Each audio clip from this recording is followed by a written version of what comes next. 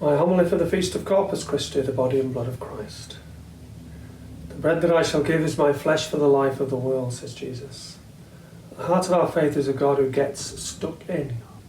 He became incarnate, fully took to himself human flesh and blood. In order to do that, he first had to empty himself, as St. Paul says, so that he could be truly human, so that he could really suffer and die for all of us.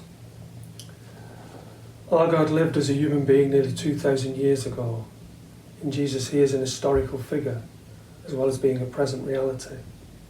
He had human flesh so that he could feel the gentle caress of his mother and the excruciating pain of the nails as they were driven home. Feel for us. Be a God who is in complete solidarity with us. But he did not want it to be just a matter of history, something that happened a long time ago. He wanted it to be a present reality also. And so he is with us in spirit, the Holy Spirit, that we've remembered these last 2 Sundays, Pentecost and Trinity. However, that is not enough. For our God who became flesh, he wanted to be with us in the flesh as well. And so he left us his body and blood in the Eucharist, a real presence amongst us. God gave himself into our hands as a human being, and we treated him as we pleased. Some were indifferent, some were positively hostile, but through it all he revealed his love for us. He was the suffering servant, and we took no account of him.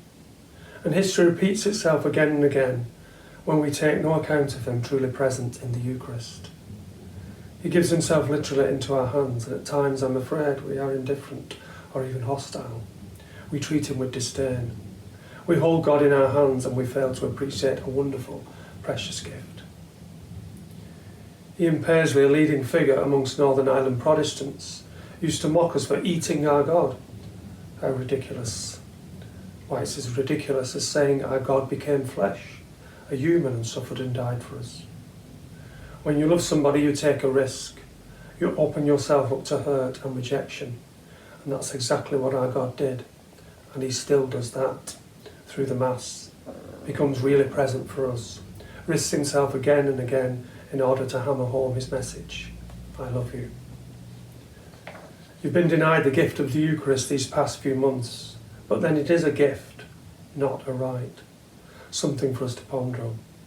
Hopefully it will be available again soon, and then we will all receive it with humility, thankfulness and joy.